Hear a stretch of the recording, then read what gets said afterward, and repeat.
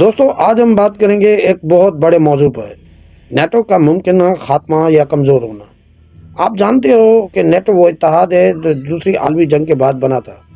اب 32 ممالک اس کا حصہ ہے اور اس کا بنیادی مقصد یورپ اور شمالی امریکہ کی حفاظت ہے۔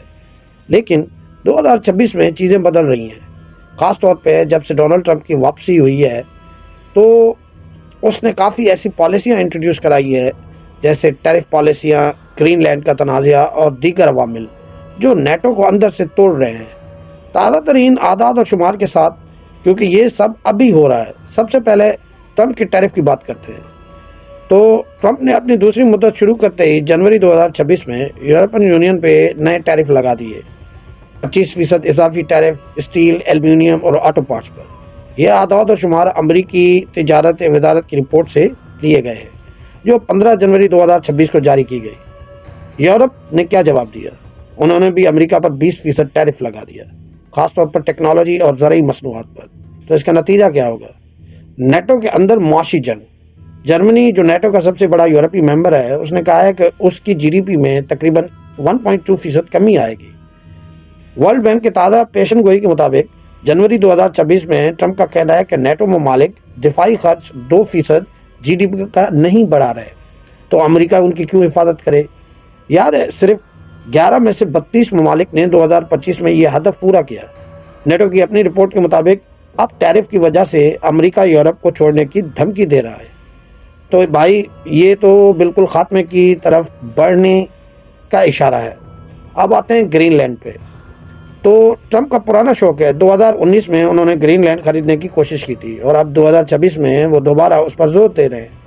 تازہ ترین خبر یہ ہے کہ 10 جنوری 2026 کو ٹرمپ نے ڈنمارک، جو گرین لینڈ کا مالک ہے، اس کو $500 بلین کی آفر کی۔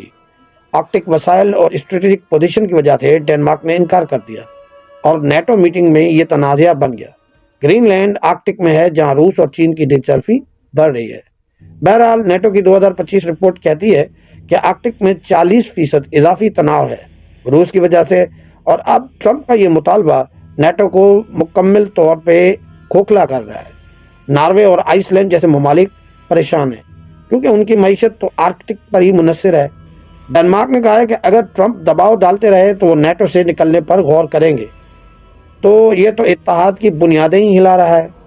اور دیگر عوامل، سب سے بڑا تو یوکرین کی جنگ ہے۔ 2026 تک روس نے 20% یوکرین پر قبضہ کر لیا ہے۔ یونائٹڈ نیشنز کی جنوری کی رپورٹ کے مطابق ٹرمپ نے کہا ہے کہ وہ یورپ کو یوکرین کی مدد کے لیے مزید فنڈز نہیں دیں گے، صرف $50 بلین کا حصہ دیں گے، جبکہ یورپ 100 بلین کا دے رہا ہے۔ نیٹو کی اندرونی تقسیم واضح ہے، فرانس اور جرمنی چاہتے ہیں کہ امریکہ کچھ اور زیادہ کرے، لیکن ٹرمپ کا فوکس امریکہ فرسٹ ہے۔ پھر چین کا عنصر آتا ہے۔ ٹرمپ کی ٹیرف پر جو چین ہے اس نے بھی 30% بڑھا دیے ہیں، جو نیٹو کو ایشیا کی طرف کھینچ رہا ہے، لیکن یورپ اسے نہیں چاہتا۔ تازہ سروے یعنی پیو ریسرچ سینٹر دسمبر 2025 کہتا ہے کہ تقریباً 60% یورپی نیٹو پر اعتماد کھو رہے ہیں ٹرمپ کی پالیسی کی وجہ سے۔ تو یہ سب ملا کے ہم یہی کہہ سکتے ہیں کہ نیٹو شاید ابھی نہ ٹوٹے، لیکن وہ اندر سے بالکل کمزور ہو چکا ہے۔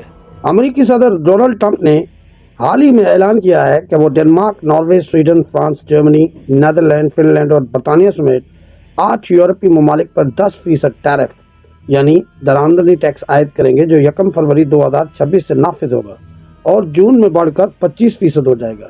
یہ سب صرف اس وقت تک جاری رہے گا جب تک کہ گرین لینڈ کی مکمل اور حتمی خریداری کے لیے ڈنمارک اور دیگر ممالک کے ساتھ معاہدہ نہ ہو جائے، کیونکہ ٹرمپ گرین لینڈ کو امریکی قومی سلامتی اور آرکٹک میں چین اور روس کے مقابلے کے لیے انتہائی اہم سمجھتے ہیں، اور وہ چاہتے ہیں کہ اگر ان کی راہ میں کوئی بھی رکاوٹ بنے گا تو نیٹو بعد میں، لیکن پہلے امریکی مفاد۔